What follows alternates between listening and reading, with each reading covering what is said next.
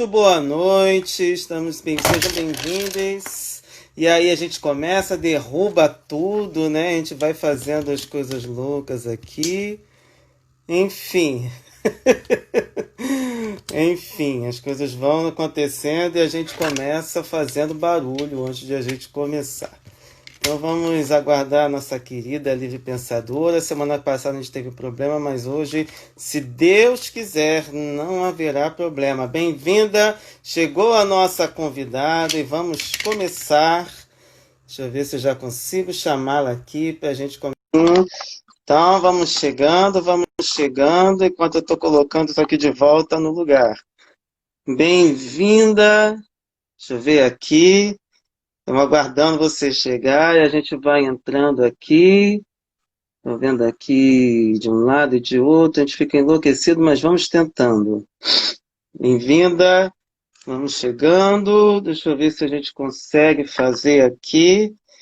Entrei também para a gente poder transmitir aqui. Vamos ver. Deixa eu ver aqui. A gente conseguir fazer também a transmissão da live de algum outro lugar. Deixa eu ver aqui se eu consigo ter acesso pelo outro perfil aqui para a gente poder enviar.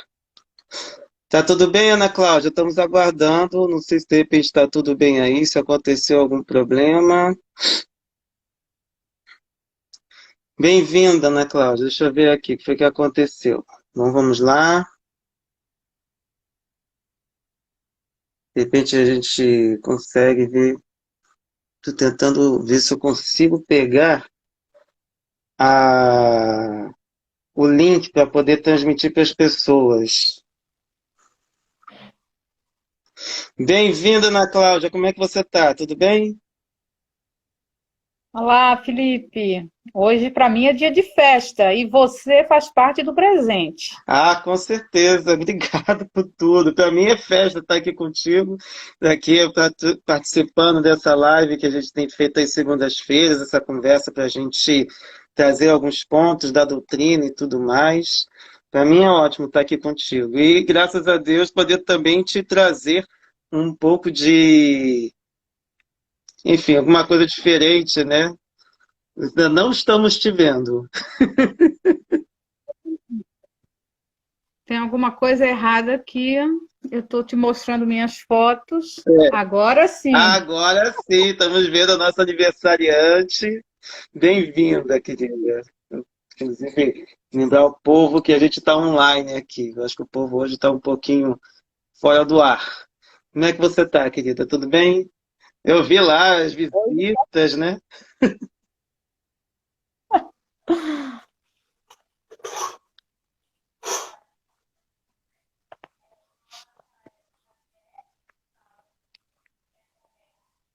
Tranquilo? Acho que agora conseguimos. Tudo bem. Perfeito. Estou aqui agora vendo se a gente consegue colocar as coisas, chamar o povo também para a gente conversar nesse papo, mas daqui a pouco o pessoal começa a entrar. Bom, eu acho que é mais fácil você me apresentar do que você me apresentar, mas eu vou pedir para você falar um pouquinho sobre você, como é que sua profissão, enfim, aquela coisa de praxe, né? Eu sei que eu não sou jornalista, mas a gente tenta fazer um pouco dessa parte aqui. Tranquilo. Não tem muita coisa a dizer, não. É pouco, mas dentro desse pouco, um bocado de coisa a gente realiza. Eu sou professora, eu sou cientista social, trabalho com comunicação já faz um tempo com o Repórter Nordeste, ladeando com o meu esposo, que é jornalista, o Odilon Rios. Eu vou mais numa linha social e, dentro deste universo, eu desenvolvo a função de articulista numa perspectiva também espírita. Eu digo também porque em um perfil de debate mais humanitário entram muitas pautas, pautas sociais, pautas culturais, pautas políticas, e eu aprendi a ver o espiritismo junto com tudo isso. Eu não consigo fazer uma cisão entre isso aqui é espiritismo e isso aqui é política ou cultura. tá tudo junto, tá tudo misturado. Até porque, não sei, eu acho que a gente deve ter uma visão semelhante nesse ponto, né? Eu olho o espiritismo como uma coisa transversal, ou seja, é quase impossível você não estabelecer alguma conexão com outras ciências, né?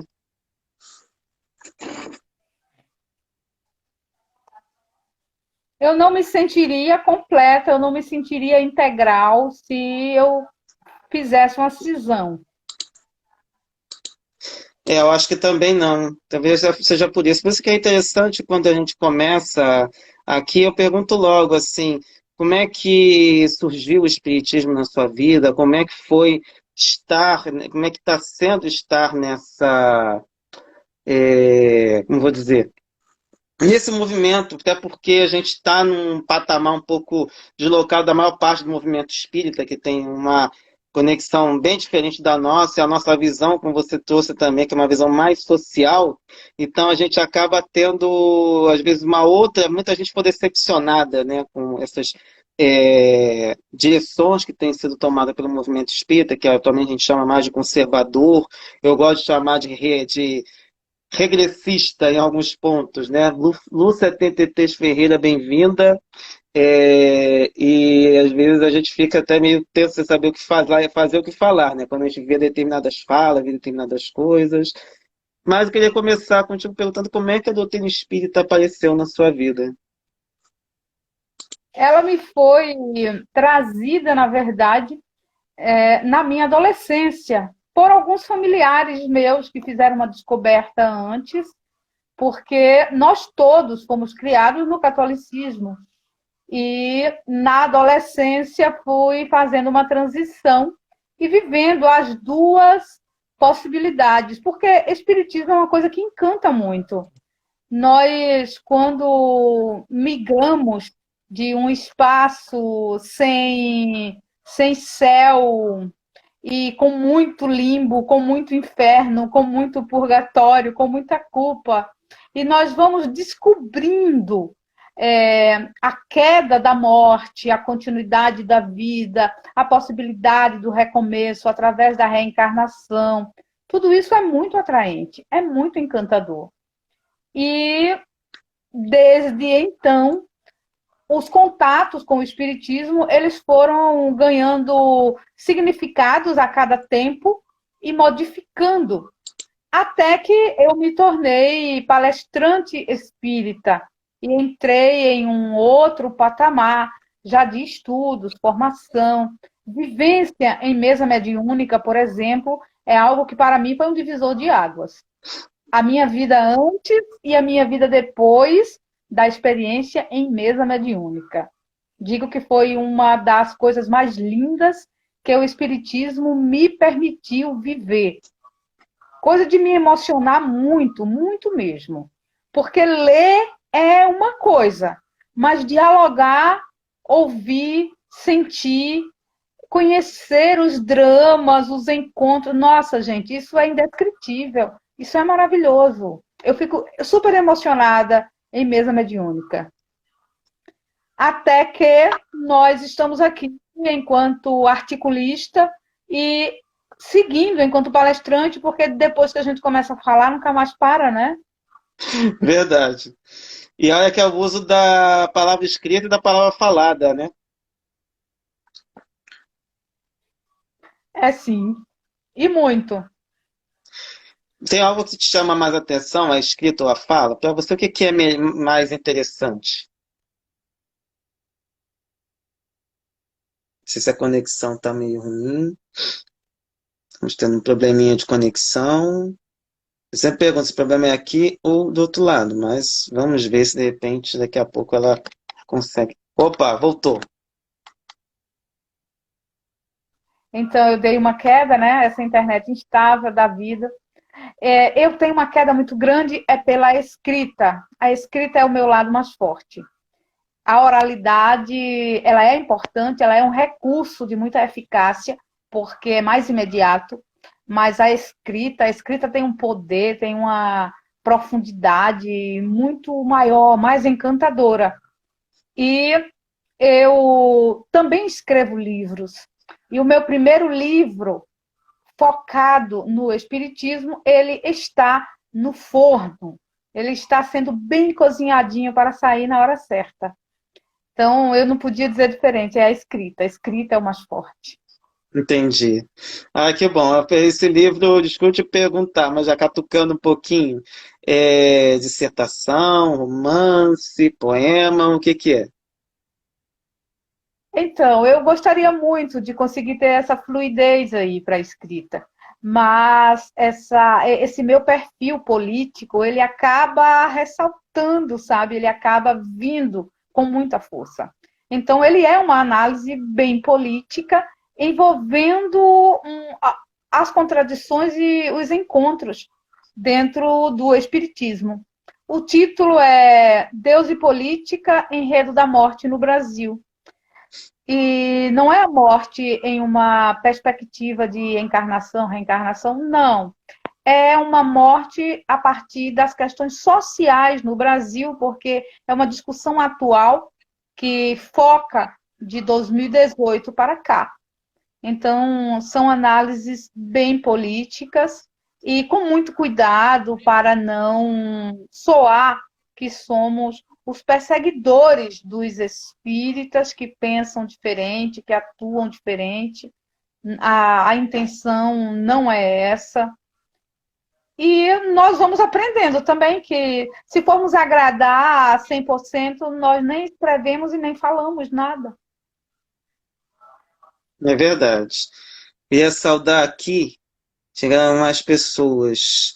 Arquimedes Freire, Space Audit 89 e a Pedro Neto 05. Bem-vindos, fiquem à vontade também para trazer perguntas, trazer comentários, que aí a gente também enriquece o nosso papo, que afinal está aberto aqui exatamente para a gente também trazer alguns questionamentos interessantes. Agora eu queria te perguntar sobre a repercussão dos seus artigos, porque a gente sempre vê, quando vem Repórter Nordeste, já sei, a Ana Cláudia Laurindo está vindo aí com um questionamento muito legal e muito importante, muito coerente e muito necessário. Como tem sido essa receptividade? Porque nem sempre, né, a gente teve até essa semana um artigo que causou um certo reboliço da uma mídia aqui do Sudeste, e que, na verdade, a pessoa estava atirando para todo lado. No final das contas, a gente fica até sem saber qual era a intenção dessa pessoa.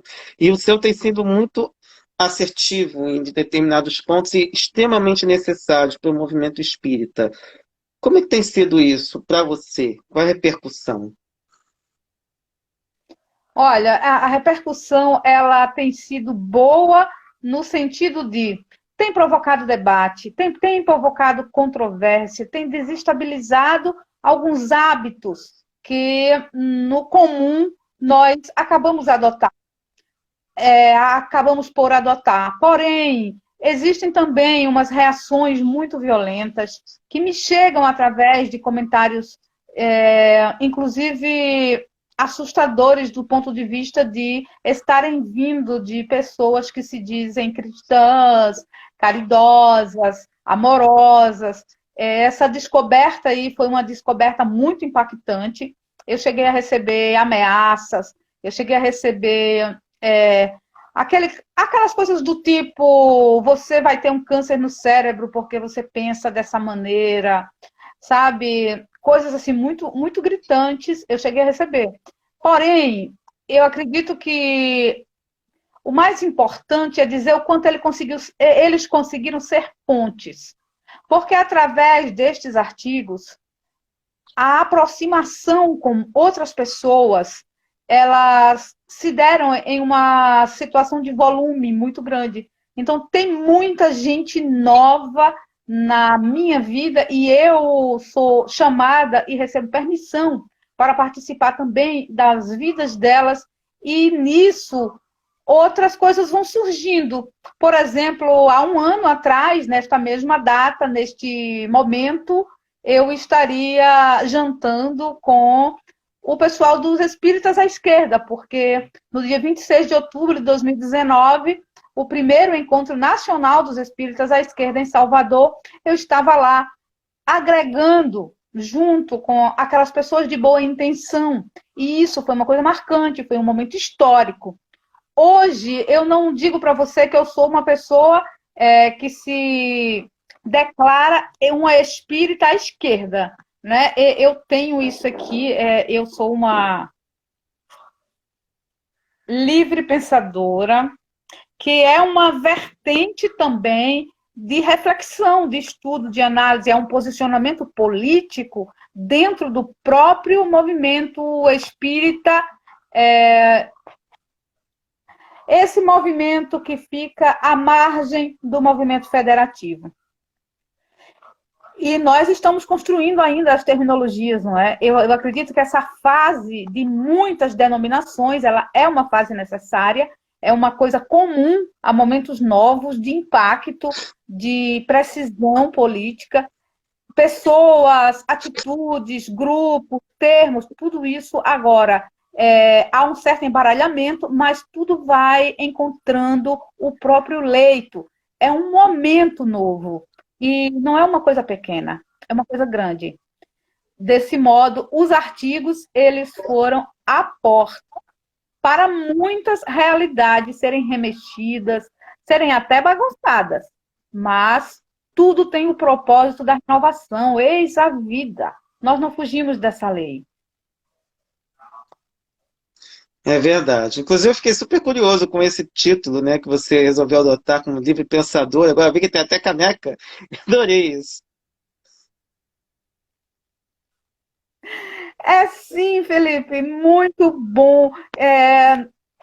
Como socióloga, eu já costumava dizer: olha, eu sou livre pensadora, eu posso opinar a partir das minhas análises, a partir dos meus estudos, porque na sociologia, na antropologia, no meio acadêmico, nós temos sempre que validar a nossa fala usando outras falas, e isso é um processo de iniciação que vai para o resto da vida. O processo de iniciação ele deveria ter uma etapa, mas ele acaba seguindo e ninguém pensa mais por si dentro do meio acadêmico, todo mundo está sempre lá, repetindo o hábito do processo de iniciação, para mostrar que tem validade. Eu fui meio que quebrando com isso nas minhas palestras, dizendo, não, mas eu sou livre pensadora, concordo com A, B e C, mas entendo dessa fórmula, ou dessa forma, sempre meio subversiva, com relação à repetição. Mas foi no Espiritismo que eu encontrei a precisão do sentido para o livre pensadora. Não consegui mais deixar de usar, porque é em Kardec que eu encontro essa força, sabe? De não buscar a aprovação das instituições ou das pessoas que se julgam líderes, que se julgam gurus, caciques, donos, sei lá. Kardec, ele incentiva o uso do livre pensamento através de métodos de pesquisa. Inclusive, uma das coisas que mais me toca em Kardec é aquela orientação que ele dá sobre a importância de refutar muitas verdades para não correr o risco de acatar uma mentira. Isso me dá uma força tão grande, mas tão grande, porque eu acredito que todo domínio exercido sobre o pensamento humano, ele é justificado em bases de mentira. Fazer o outro acreditar que tem dependência, que sem aquele outro ou outra, ou aquele jeito, ele não existe, ele não é válido. Para mim, isso é uma mentira que fere a humanidade em vários aspectos. Encontrar isso dentro do Espiritismo é apenas me mostrar que o Espiritismo faz parte da sociedade, mas Kardec é muito inspirador. Não é só revelador, é inspirador também. Não só para você, mas acho que para todo mundo que se encontra. Acho que a maioria de nós que percebe a grandiosidade da doutrina espírita se inspira. Mas eu gostei muito dessa coisa do livre pensamento, porque a gente às vezes vê que as pessoas, por mais que a doutrina espírita tenha esse caráter libertador, tem instituições que tentam nos prender de todas as formas, né? Porque eles estabeleceram fórmulas. E a gente precisa, né, caixinhas, fórmulas. A gente precisa, na verdade, quebrar tudo isso. Não é verdade? E não é fácil, porque é um trabalho que nós não podemos fazer apartados do amor. E o amor é, o amor é muito desafiador, é muito desafiador. Você não pode exagerar na dose de nada para você amar. E às vezes temos que conviver com muitas durezas e abrindo até concessões, Felipe. Aprender a abrir concessões é um recurso que a maturidade está me trazendo. Na juventude eu não tinha esse recurso em abundância, não. Mas a maturidade ela vai me ensinando a abrir concessões para poder seguir com menos conflitos. É verdade. E, enfim. Mas é muito interessante tudo que você nos trouxe, falando exatamente desses pontos, exatamente para a gente poder repensar algumas coisas que a gente costuma criar, especialmente para quem está muito conectado ainda com aquela coisinha da casa espírita, da federação e tudo mais, e a gente precisa realmente rever tudo isso. E eu acho muito legal todo o trabalho que você faz, que nos ajuda a repensar tudo de uma maneira muito legal. Agora, deixa eu te perguntar, porque você tem esse trabalho também, o Cultura com Ana. Como é que surgiu isso? O Cultura com Ana, ele é um canal de reconexão com a identidade ancestral, no intuito de preservar o que somos de fato neste mar de fascismo onde nós estamos mergulhados e que nos desanima, trabalha contra a nossa saúde, contra o nosso equilíbrio, contra as nossas sensibilidades e afetos. Então, é uma busca ao que há de mais criador, de mais libertador, ou aquelas características que nós precisamos respeitar nos nossos ancestrais, as crenças simples. É uma tentativa de alegrar, sabe? Tanto uma porta para dar vozes a muitas outras pessoas que têm muito o que dizer, que têm muito o que mostrar, e nós abrimos um canal para que elas também transitem, como para beber também nestas fontes da arte, da beleza, porque é bem diversificado, desde sabores a objetos, construções musicais, literárias. O Cultura com Ana, ele se tornou um prêmio, uma coisa gostosa de se fazer.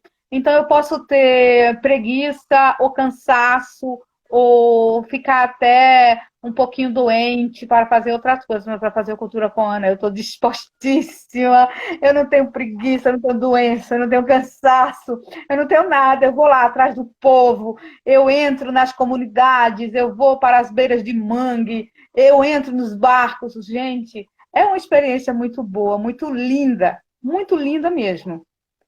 E eu fui agraciada com ouvidos para ouvir as pessoas simples com muito gosto, com muito prazer.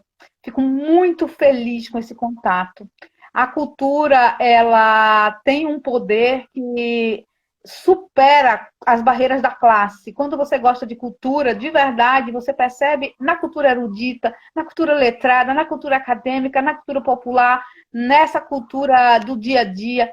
Então, até o cheiro do feijão, para mim, ele fala de cultura, porque cada casa, o feijão tem um cheiro próprio. E aqui no Nordeste, todo mundo cozinha feijão todos os dias, né? Batalha-se para se ter feijão todos os dias. Então, se você chegar numa casa, o cheiro do feijão tem uma... te leva, assim, sabe, para um tipo de universo do olfato. Mas tu chega na casa vizinha, já cheira diferente. Isso é cultura. Isso é o manuseio dos elementos, são as energias das pessoas. Então, tu imagina a porta enorme de alegria que o Cultura com Ana abriu para a minha subjetividade. E eu acredito que ele acaba passando também para muita gente. Eu recebo muitos depoimentos de pessoas que ficam encantadas, que ficam felizes. e muita gente que vai participar em breve, não é, Felipe? Com certeza, estamos juntos. Aliás, já estamos até. Eu tenho que parar para analisar a proposta do tema, porque infelizmente ocorreram outras questões no meio do caminho, mas eu gostei muito do tema que você me propôs. Mas vamos chegar lá. Em breve vai ter cardzinho circulando aí com a gente. Deixa eu aproveitar para ver aqui. Aldenir de Moura, bem-vinda. E Marlise Albuquerque, bem-vinda também. Mandou até um emoticonzinho, que é aquela carinha com dois corações no lugar dos olhos. Muito Então, legal. Muito legal, né? Quando esse pessoal vem chegando, esse carinho, né? E no Instagram tem essa dinâmica também. Mas é uma pena que eu não consegui achar uma maneira de enviar o link, mas um dia eu consigo. A gente aponta aqui e aí a gente tenta ver as coisas. Teve algum programa especial que você gostaria, de repente, de ressaltar desse Cultura Koana, que foi muito marcante? olha, tem um que ele pode até não ter sido percebido pelas pessoas com a mesma ênfase com que perceberam outros, mas o Cultura Koana que fala das benzedeiras, ele sai diretamente do meu coração, porque eu tive contato com as benzedeiras, tanto na minha infância como na infância dos meus filhos.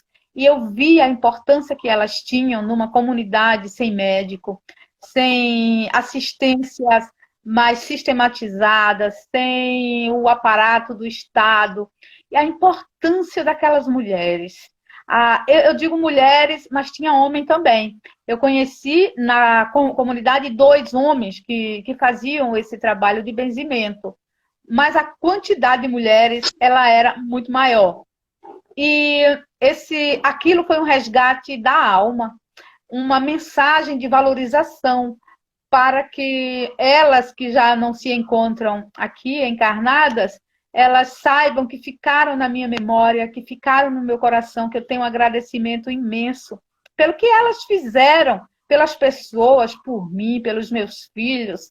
Elas me ensinaram que a natureza trabalha a favor da vida, a favor da saúde. E elas falavam aquele português que nós dizemos que é um português errado, que é um português incipiente, mas isso não importava, porque a intenção que elas colocavam naquele benzimento era curativa, e traduzia o desejo de fazer o bem às pessoas. Então, a imagem das benzedeiras, para mim, é uma imagem de extremo respeito.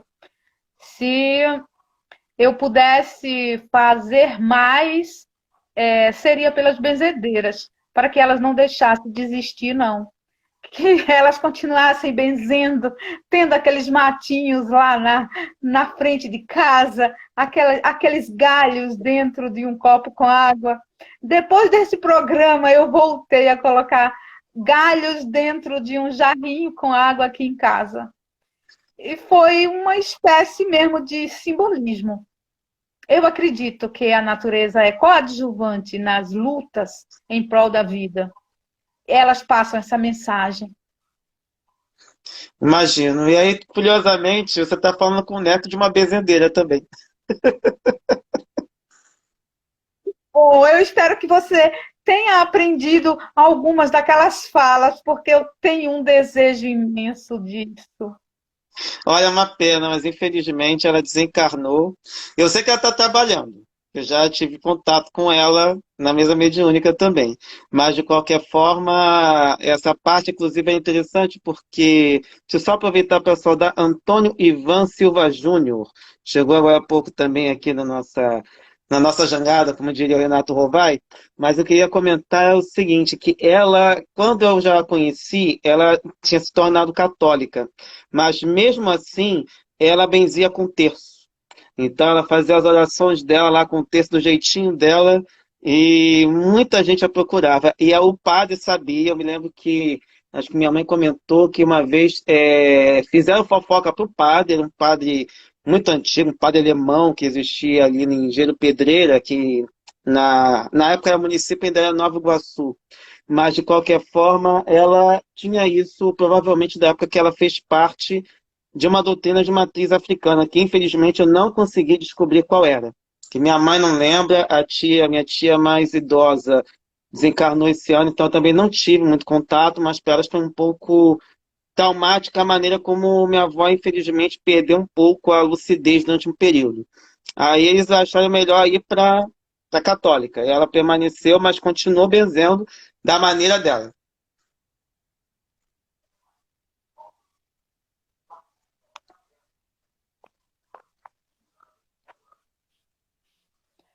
Olha, Felipe, existe um livro de Marco Marques sobre Bezerra de Menezes, A Saúde, a Cidade em Bezerra de Menezes. É um livro muito bom, que ele lançou em 2019.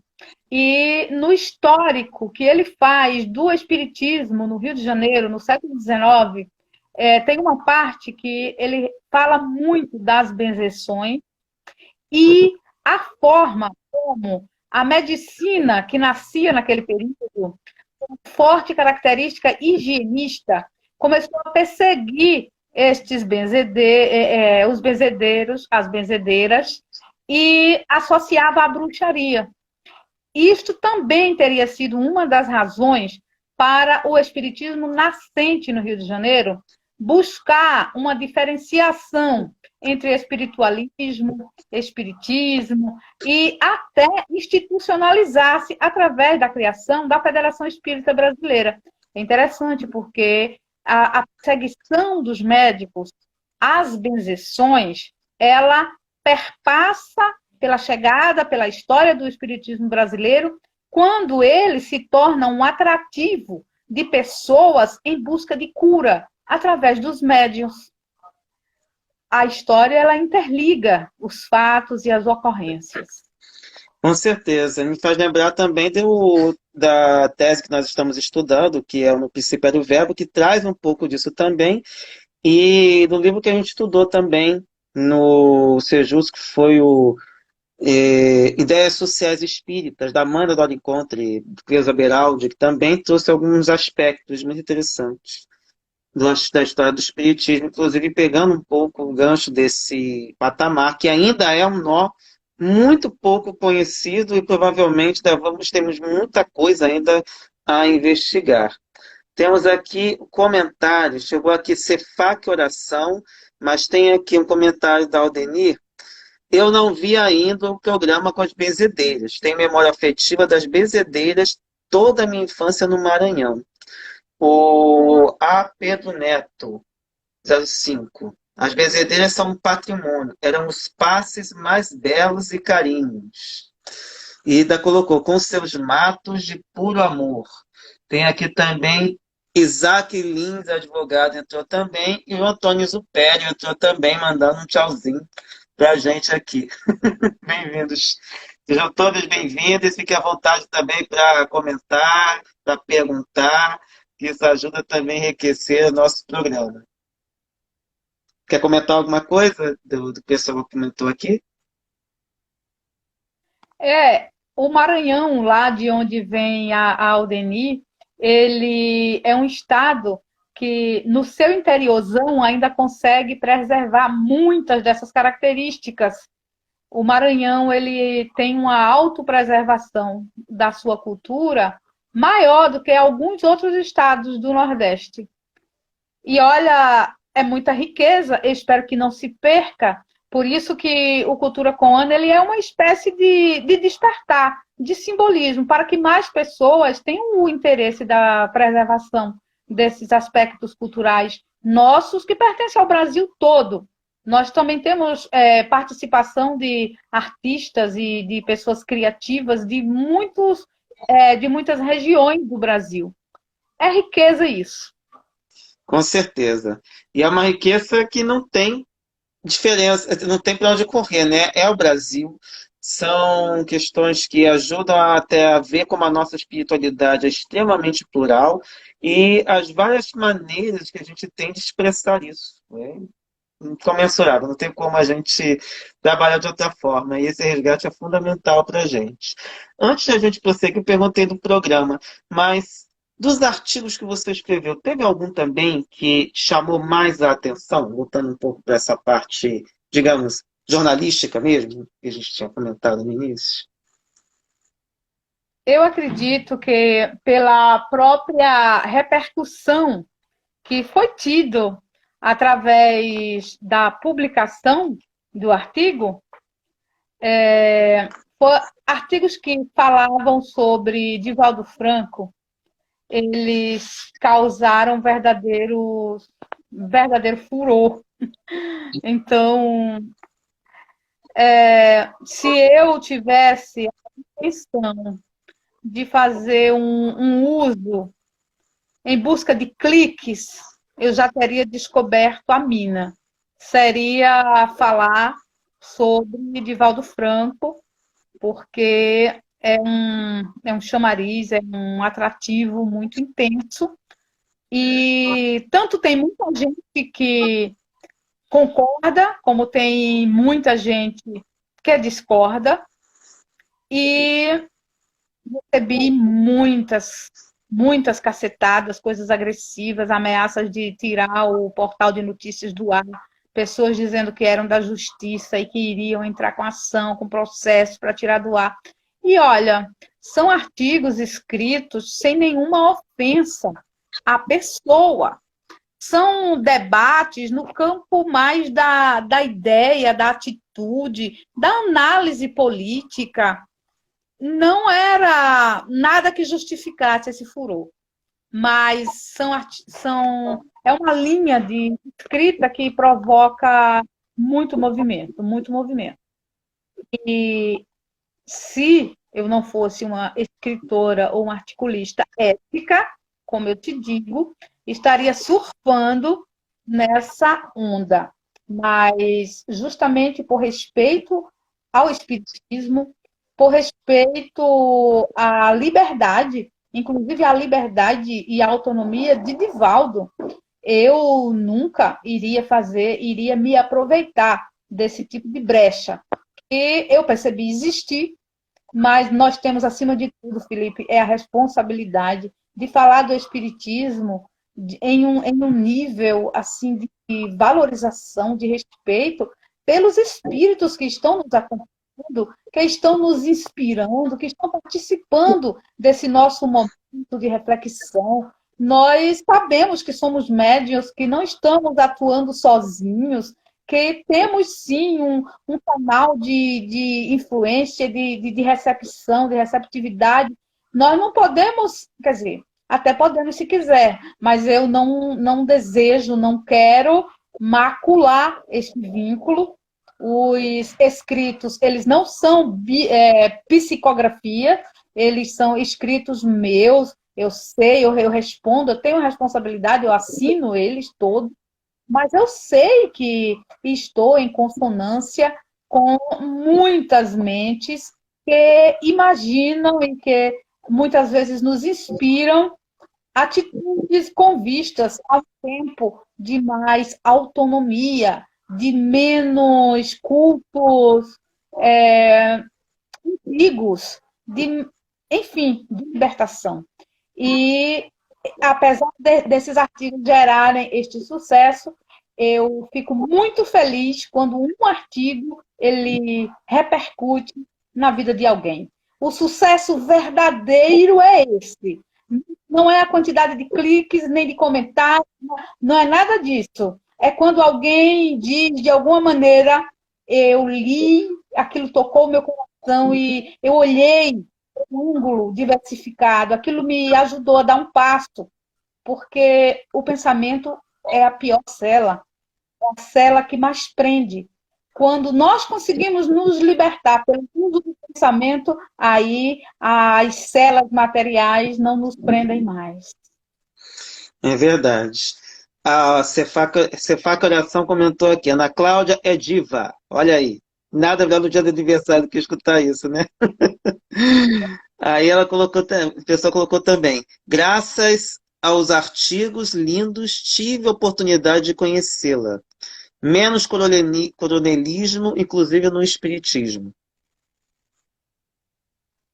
Cefac é um grupo maravilhoso que nós vamos estar trabalhando, quer dizer, Cefac tem muito trabalho.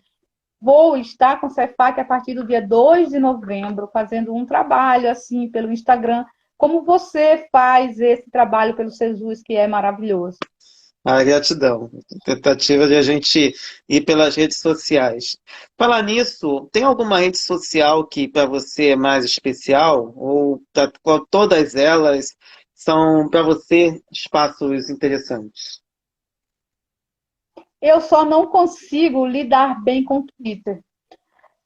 Eu não consigo. Tento e não rola. Mas com as outras redes sociais, tudo muito tranquilo. Vou navegando aí nessa maré, braçando onde é menos perigoso, justamente procurando os amigos, os afins, os chegados, porque a internet ela tem muitas armadilhas. E dialogar com pessoas que compreendem a nossa intencionalidade é um porto mais seguro, mais tranquilo. Então, tranquilo, rede social é inclusive o atenuante dessas solidões, né? Porque aqui em casa, por exemplo, nós não somos negacionistas, nós continuamos em isolamento social, só saímos para as coisas que não podem mesmo ser evitadas, sempre com máscaras, nós não aglomeramos. Se não fossem as redes sociais, a solidão seria muito maior. Mas ainda bem que elas existem. É verdade. Eu perguntei isso também porque é engraçado você falar do Twitter, que realmente o Twitter eu vejo que, pelo menos para nós de esquerda, tem sido realmente um desafio, no sentido de ver que tem pouquíssimos seguidores ainda, que, por exemplo, no Sejus, a gente está chegando ainda a 500 seguidores no Instagram, no YouTube a gente tem um pouco mais, no Facebook tem um pouco mais ainda. Mas é impressionante ver que às vezes tem redes que parece que são mais favoráveis a gente do que outras. Assim, a gente se sente mais à vontade para trazer os nossos argumentos, trazer aquilo que a gente considera importante, e nem sempre a gente consegue tanto espaço em outras. A gente vê, por exemplo, eu tenho feito aquelas lives às sextas no Facebook, no início até dava mais ibope, de repente tudo começou a diminuir. Exatamente porque soube depois que houve mudanças nos algoritmos. Porque o tema, de repente, ó, fulano é perigoso.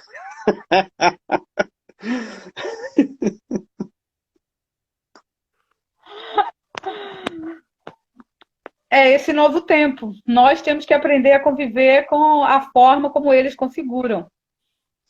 Verdade. Cefá Coração mandou uma nova carinha aí com o coração, aqueles corações nos olhos e tudo mais. Queria também já, infelizmente a gente já está caminhando para o final, é uma coisa bem legal estar contigo aqui, adorei te conhecer, porque afinal a gente às vezes fala muito, né, na correria do WhatsApp, na correria aí das redes sociais, um vídeo para o outro e por aí vai. Mas eu queria te perguntar, que a gente fala muito, ouve muito falar dentro do Espiritismo, a questão do planeta de regeneração, que a gente estaria a caminho. Eu acho que ainda falta muito para a gente começar a pensar em caminhar para lá. Mas de que forma que o trabalho jornalístico, e podemos puxar também a questão da sociologia, já que você também é professor de sociologia, de que forma esses dois trabalhos nos ajudariam nessa implantação da justiça social no planeta?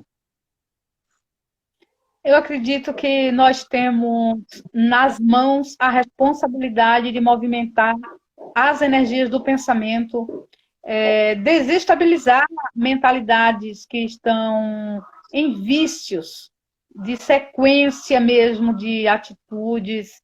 Essa coisa arcaica precisa ser provocada. Então, nós temos possibilidade de incentivar a autonomia intelectual, inclusive e desmistificando a ideia de que o indivíduo, quando aborda temas polêmicos, ele está sendo obsidiado, ele está sendo instrumento do mal. Não. Nós, através dos nossos canais de comunicação, nós somos promotores da ciência. A ciência que precisa de canais para chegar até as pessoas com as suas orientações, as suas indicações, a essência do saber, do real saber. Eu creio que, assim como todos os que se utilizam da comunicação, seja no jornalismo, seja na docência, ou em qualquer outra forma de contato com os seres humanos, nós podemos dar a nossa contribuição através da evocação das verdades científicas, da importância das pesquisas, inclusive da liberdade democrática que precisa existir para o exercício de convívio com quem gera algum tipo de incômodo porque pensa diferente. Eu venho percebendo, Felipe, que os centros espíritas precisam muito encontrar Kardec. Sair da forma muito tradicional como lidam com ele, sempre colocando em um trono como um ser inacessível, quando o que precisa é exatamente o contrário. Nós precisamos ter acesso a Kardec. E não somente compreendê-lo, mas ajudar mais pessoas a compreender o que ele falou. Mas existem algumas coisas que a Dora Encontre coloca que eu acho fantástico. É quando a Dora diz que Kardec, ele não é também o alfa e o ômega. Ele teve a participação dele. E além de Kardec, deve ser ainda algo que se considere natural neste processo de evolução, para não fazer de Kardec o teto máximo onde se vai. Kardec, no seu tempo, no seu momento, nos instiga a sermos livres pensadores. Esse é o sonho, essa é a meta. Pode parecer até maior do que o nosso alcance, mas nós somos pessoas humildes. Se nós conseguimos falar com uma ou com duas pessoas, nós já falamos com alguém. E assim vamos bastando o coração, o espírito se acalma. Ah, com certeza. Olha, amei, Ana Cláudia. Se pudesse, a gente ficava aqui mais horas aqui falando, apesar do Instagram impor alguns limites aqui nas nossas lives, mas aí eu amei muito. Gostei muito de te conhecer, gostei muito de bater esse papo.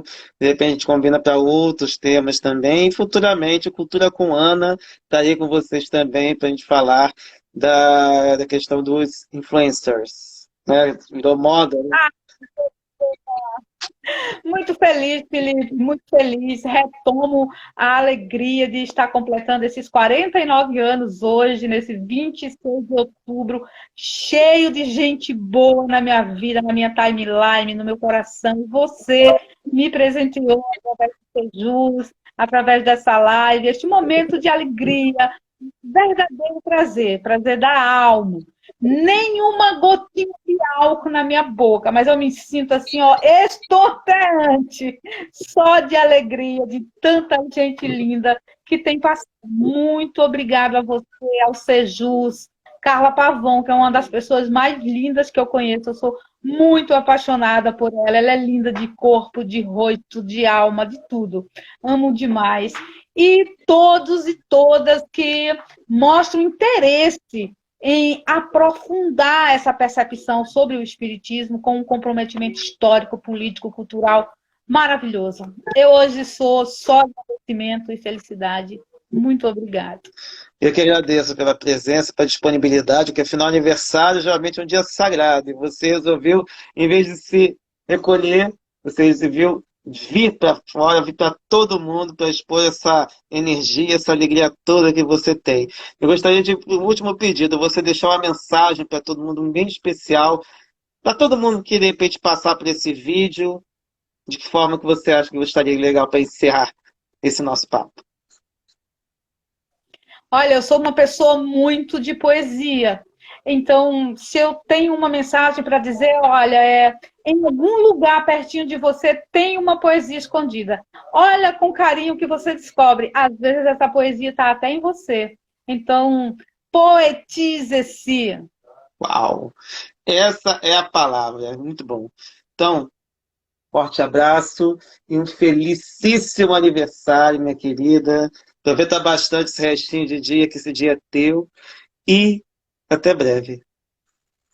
Até breve. Beijo. Beijo para todo mundo também. E daqui a pouco a live estará no YouTube. Tchau, tchau, gente. Tchau, tchau, Ana. Tchau, tchau.